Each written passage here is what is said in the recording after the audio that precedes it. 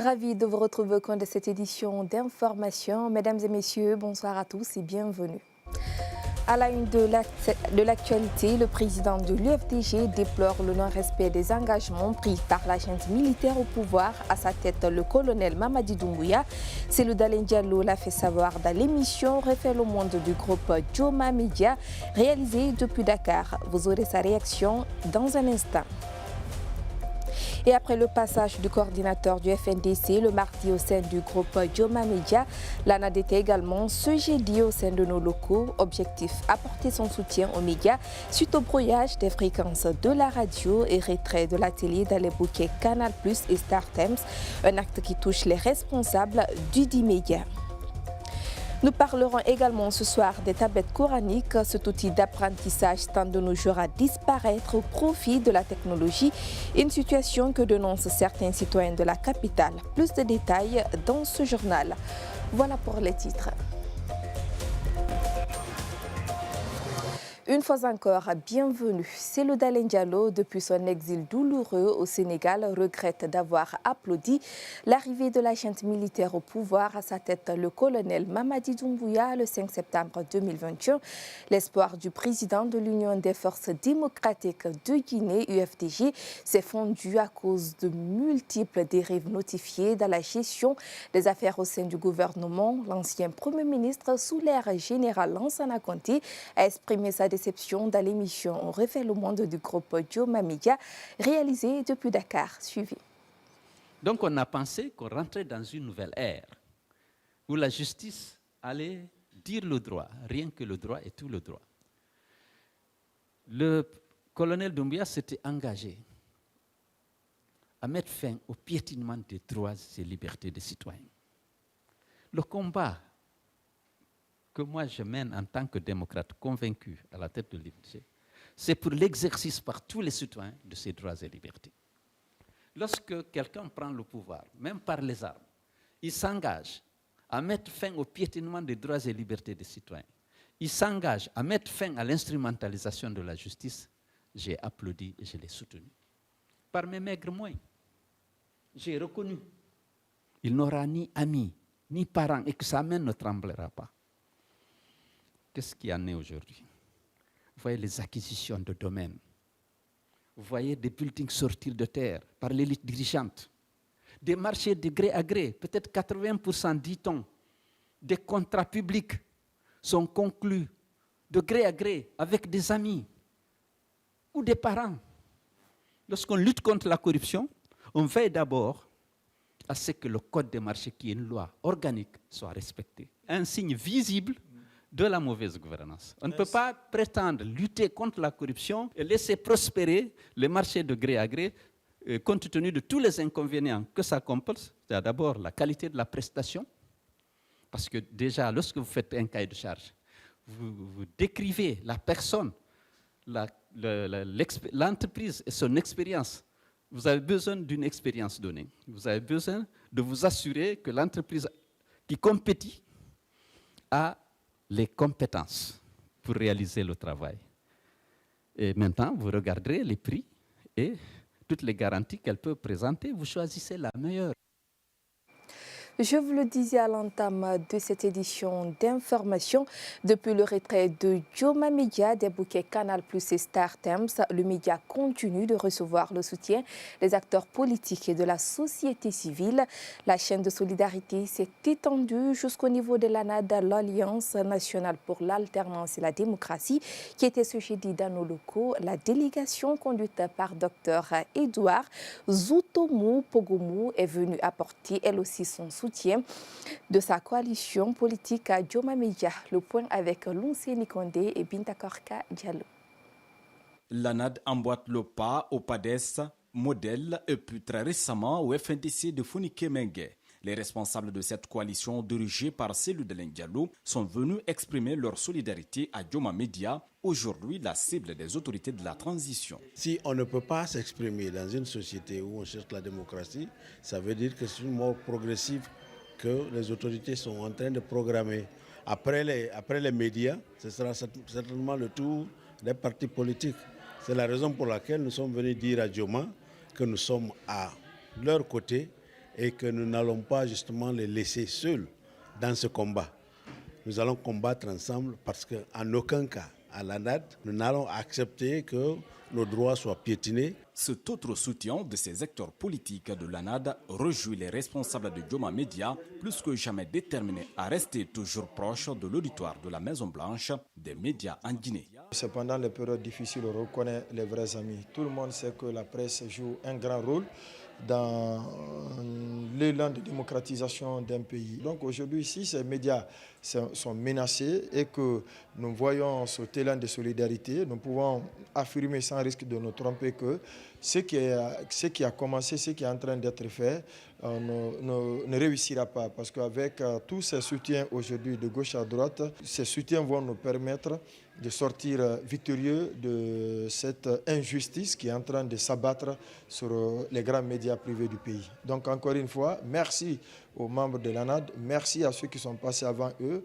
Depuis quelque temps, les médias guinéens sont victimes d'acharnement de la part des autorités de la transition. Brouillage d'ondes de radio, retrait des chaînes les plus suivies du pays, des bouquets Canal+, et Star Times, et coupure totale d'Internet dans les médias ciblés sont aujourd'hui devenus le maître mot des actions liberticides de la junte militaire au pouvoir.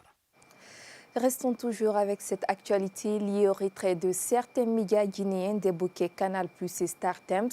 Il faut dire que des associations de presse sont depuis quelques jours engagées dans des concertations avec des autorités pour un retour à la norme. À Kankan, cette démarche est mal perçue par des professionnels de l'information qui y voient déjà un échec. Je vous invite à les suivre au micro de nos reporters Pathé Sangaré et Isabelle Fangamo. À la place de la journée sans presse, les associations de presse en Guinée ont opté pour la négociation suite au retrait des chaînes guinéennes sur le bouquet Canal+. Mais malheureusement, ces négociations qui ont démarré ce lundi ne semblent pas porter fruit jusque-là. Car après Canal+, la direction des Star Times a aussi été ordonnée de retirer ses chaînes sur son bouquet. Mohamed Slem Kamara, directeur de la radio Baté, pense que ces négociations ont échoué. Moi, je me dis quelque part que la négociation a échoué et il serait opportun de partir donc à la vitesse supérieure. Et parce qu'il y avait beaucoup d'actions qui étaient annoncées, mais très malheureusement à la dernière minute, ces associations de presse ont décidé de surseoir à toutes ces actions. Ce n'est pas seulement le mot d'ordre de journée sans presse. Toutes les actions qui ont été annoncées, ils ont décidé de surseoir au profit d'une prétendue négociation. Et moi, je me dis il fallait commencer par la négociation. De son côté, Laïfamo Kondé, président de l'association des journalistes de Kankan, estime que cette attitude des associations de presse est une trahison vis-à-vis de leur engagement avec le SPPG. Vous n'êtes pas sans savoir que le SPPG a été victime de la haute trahison de la part des patrons de médias. C'est ça la réalité. Parce qu'il y a eu un compromis entre ces associations de presse, mais à la dernière minute, on a compris que le SPPG a été trahi. Face à cette situation qui continue de perdurer, ces deux responsables lancent ces messages aux hommes des médias du pays. Il ne faut pas qu'on recule face à ce qui se passe. C'est un recul de la démocratie et la liberté d'expression, la liberté de presse. Il faut qu'on essaie donc de partir jusqu'au bout. Ça y va dans notre intérêt. C'est inviter les associations de presse à parler d'une seule voix. Alors que la charte de la transition la garantit, la liberté de la presse est sérieusement menacée en République de Guinée. Vol éducatif dans ce journal, alors que l'identification des contractuels se poursuit dans l'arrière-pays, le ministère de l'enseignement préuniversitaire et de l'alphabétisation organise une formation de remise à niveau en français et en mathématiques à l'intention des enseignants au cours préparatoire. À Guéguétou, c'est l'école nationale d'instituteurs qui abrite cette rencontre. Durant 10 jours, les participants seront outillés à une technique et méthode leur permettant d'améliorer la qualité de l'enseignement. Compte rendu Saloum Kondé. Ils sont au total 60 enseignants, pour la plupart contractuels venus des différentes localités de Guéguédou, qui prennent part à cette session de formation. Pendant 10 jours, ces enseignants seront outillés en français et en mathématiques, des matières indispensables pour l'apprentissage des élèves au cours préparatoire. C'est très important dans la mesure où le primaire commence par la première année et de la deuxième année, au sortir de l'enseignement préscolaire. Donc vous devez suivre attentivement tout ce qui va être dit ici. C'est le chef section enseignement secondaire et technique au ministère de l'enseignement préuniversitaire et de l'alphabétisation qui a présidé cette rencontre. Et là, Fodé Traoré a entamé son discours avec des questions. Quelques mains timides se sont levées. Il est ferme en traduisant le message de son département. Les enseignants du cours préparatoire, ce sont des enseignants omnipotents et omniscients. C'est-à-dire, vous pouvez tout et vous savez tout. Nous comptons sur vous. La formation, c'est une partie. Le reste vous revient. Cette session de renforcement des capacités est facilitée par des maîtres formateurs. En l'espace de quelques heures, les sujets s'enchaînent, un exercice qui permet aux participants de s'adapter aux nouvelles méthodes. Il y a des imperfections, il y a des insuffisances au niveau des enseignants du CP. Donc c'est pourquoi l'État a jugé nécessaire d'organiser cette formation pour leur renforcement des capacités. Ça a une importance très capitale parce que c'est pour améliorer nos compétences en lecture, en écriture, en langage et en calcul.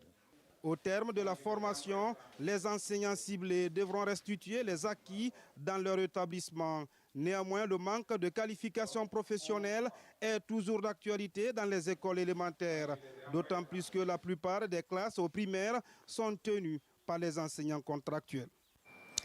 Et puis, comment gérer la liste des candidats aux différents examens nationaux afin d'éviter des cas de doublons? C'est l'objectif que se fixe le département dirigé par Guillaume Awing.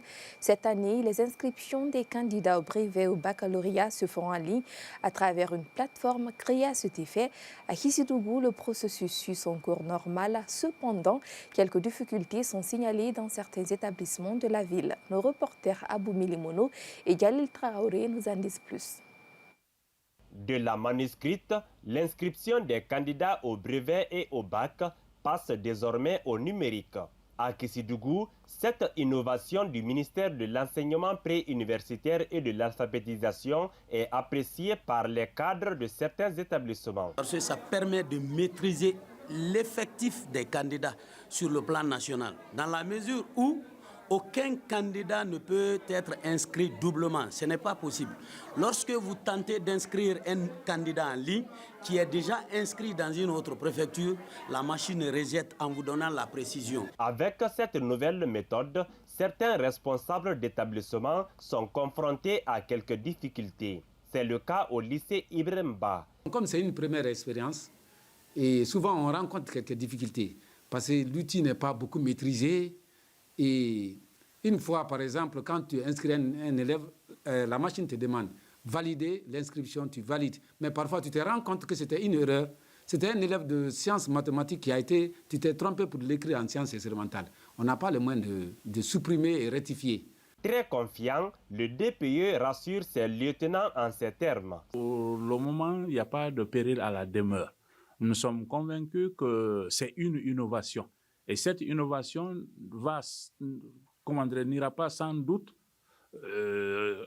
avec quelques erreurs, seront obligatoirement signalées de par-ci, par-là. Mais on va avec tout ça et c'est avec ces insuffisances qu'on peut se remettre en cause. Donc quand ils sont signalés, nous sommes là pour aussi remonter ces informations au bon endroit. Il faut dire que cette nouvelle méthode d'inscription des candidats viendra certainement mettre fin à certaines pratiques comme des cas de doublons. On reste toujours dans le volet éducatif. Cette fois-ci à Pita, c'est un important lot de manuels scolaires pour les écoles primaires du district de Thiéouel. C'est dans la sous-préfecture de Gongoré. C'est un geste de l'Union des jeunes de Thiéouel et Amis pour le développement. Ainsi, la structure apporte sa contribution à la qualification de l'éducation dans leur localité. Compte rendu Oumou Kessoyalo. C'est l'acte 2 de dotation des écoles primaires de Thiéouel, un manuel scolaire. À l'occasion de la deuxième édition, on a acheté aussi 800 manuels scolaires. Le coût global de cet achat s'élève à 12 millions. Les bénéficiaires s'en félicitent et promettent d'en faire bon usage. Doter les enfants de livres, de documents, vraiment, c'est un plus. Nous prendrons soin de ces livres qu'ils nous ont envoyés.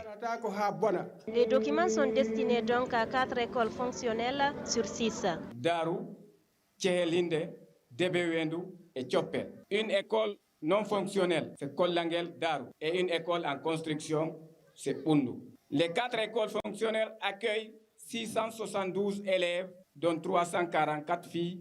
Malgré les efforts de l'UJTAD pour améliorer la situation, des efforts restent encore à déployer. Le manque d'enseignants d'État demeure un obstacle majeur. Actuellement, le district compte 15 enseignants répartis dans les 5 écoles que dispose le district. Et parmi ces 15 enseignants, 13 sont entièrement pris en charge par la générosité de notre communauté.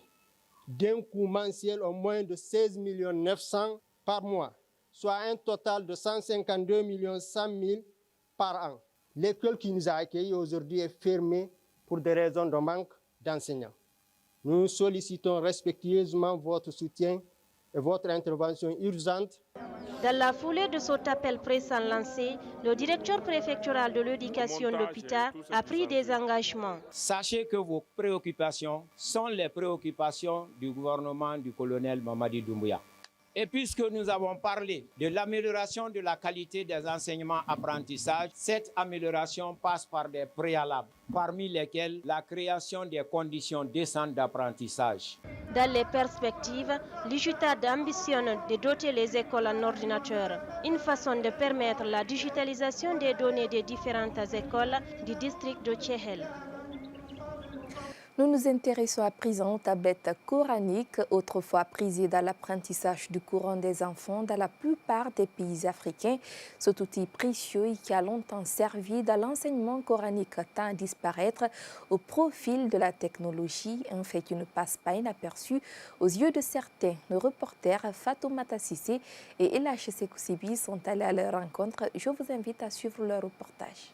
L'enseignement du Coran pour une large propagation de l'islam en Afrique a commencé toujours avec les planchettes en bois appelées tablettes coraniques. Cette tradition ou coutume millénaire tend à disparaître dans les écoles et foyers coraniques, notamment en milieu urbain, au profit de la modernisation. Une situation qui ne laisse pas indifférents ses utilisateurs. On ne doit pas oublier les traditions, c'est très important dans la vie de la société, dans la vie d'une personne qui veut vraiment n'a pas avoir oublié les ancêtres. Je pense bien que pour ne pas avoir tendre à la fermeture totalement des traditions, vraiment il faudrait qu'on revoie un peu derrière.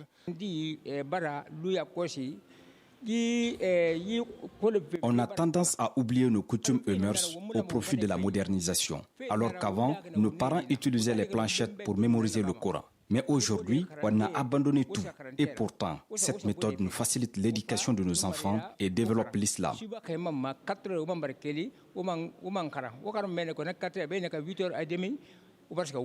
La grande partie des maîtres coraniques utilisent désormais des livres physiques et téléphones divisés en chapitres pour l'apprentissage. Ce changement de méthode brusque n'est pas sans conséquence pour les fabricants et vendeurs de planchettes. Aboubakar Ba fabrique les planchettes depuis 40 ans. Avant, nos parents utilisaient les tablettes coraniques pour la mémorisation du Coran. Mais aujourd'hui, on a oublié nos traditions à cause de la technologie. On ne doit pas abandonner tout ça, car c'est dans ça il y a l'éducation et la culture.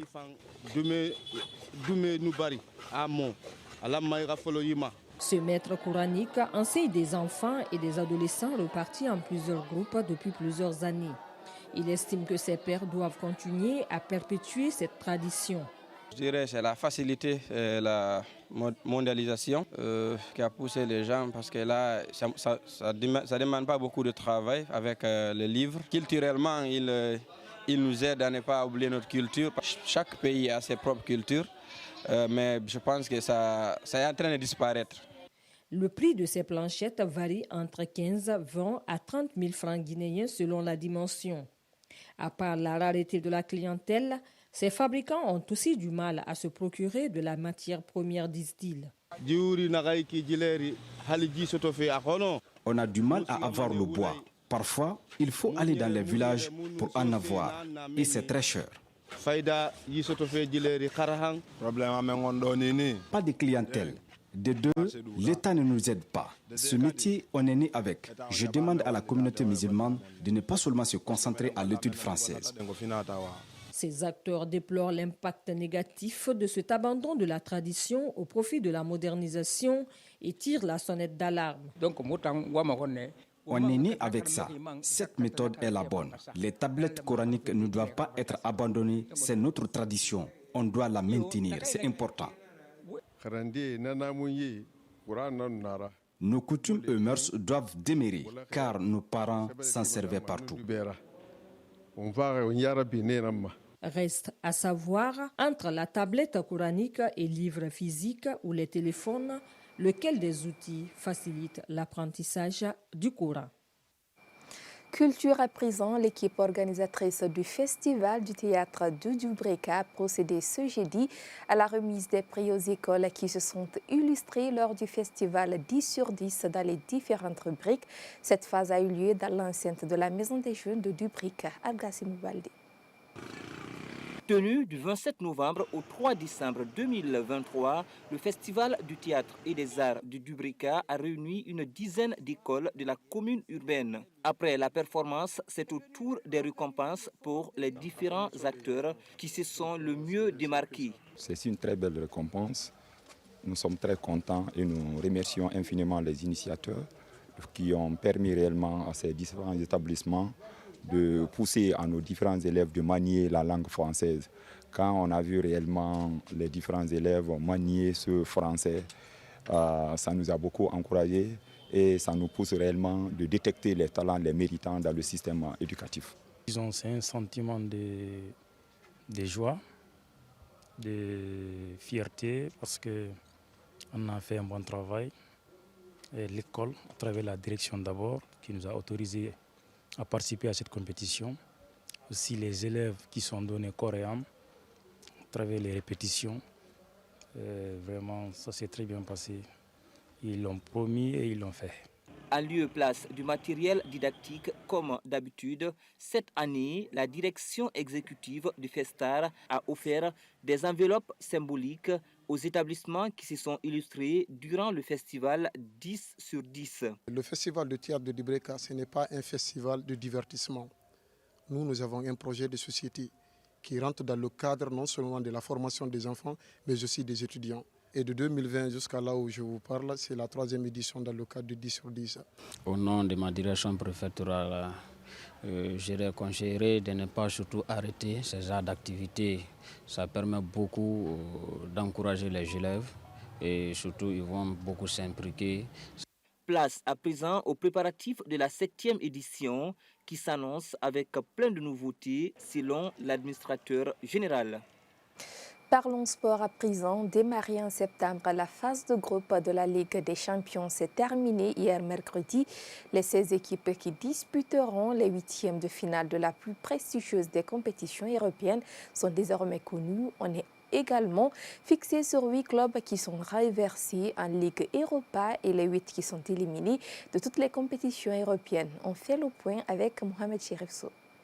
La phase de groupe de la Ligue des champions et son cortège de surprises a donné son verdict final mercredi. Si avant cette journée, 14 clubs étaient déjà assurés de jouer les 8e de finale, les 2 derniers tickets ont été décrochés par le Paris Saint-Germain et le FC Porto au terme de plusieurs duels âprement disputés. Dans le groupe F, le PSG a devancé in extremis l'AC Milan et Newcastle. Dans le groupe H, le FC Porto a battu le Shakhtar Donetsk, son adversaire direct.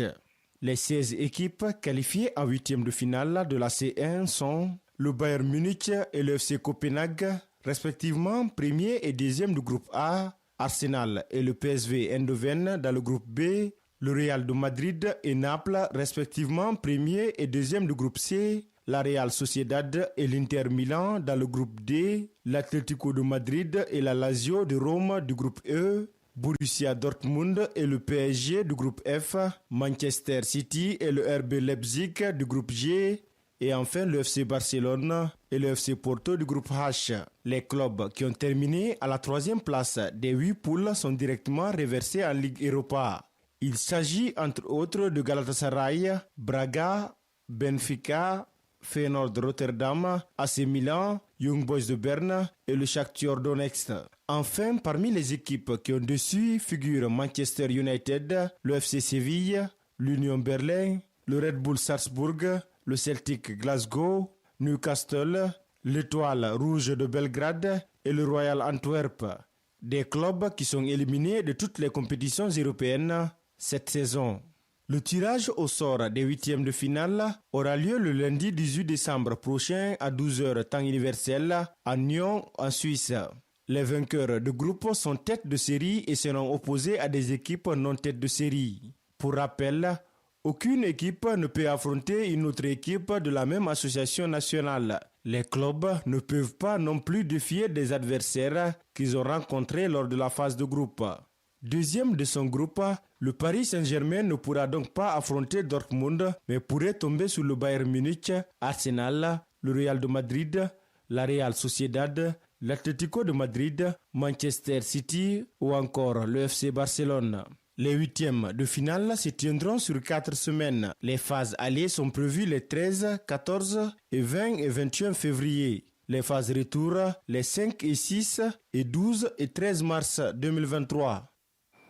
Pour finir, le tribunal de grande instance de Dakar a ordonné ce jeudi la réintégration sur les listes électorales de l'opposant sénégalais Ousmane Sonko, alors que la justice avait décidé au départ de le rayer de la liste. Ce retour en arrière du tribunal de Dakar pourrait relancer la candidature de l'opposant emprisonné à la présidentielle de février 2024 si la décision du tribunal de grande instance de Dakar remet le leader des patriotes africains du Sénégal pour le travail, l'éthique et la fraternité PASTEF dans la course à la présidentielle. Dès la sortie de l'audience, les avocats de l'État sénégalais ont annoncé vouloir saisir la Cour suprême pour casser ce jugement. Ils ont 10 jours pour faire appel. Ce n'est pas la peine de crier victoire et de jubiler trop tôt, a lancé Maître Elhadji Diouf, avocat de l'État. Mais selon l'un de ses avocats, Maître Ciré Clédor Ly, ce recours n'est pas suspensif de la décision du juge. Le code électoral est très clair. Lorsque le juge rend sa décision, cette décision doit être immédiatement exécutée. A-t-il assuré, à voir si l'administration sénégalaise aura cette même lecture de cette décision. Et voilà qui met fin à cette édition d'information réalisée par Mamadou Baïlou Silla et l'Onseni Kondé. À tous, merci de l'avoir suivi. Merci donc à l'équipe de la régie pour la conduite technique. Je vous laisse en compagnie des programmes de Dioma TV.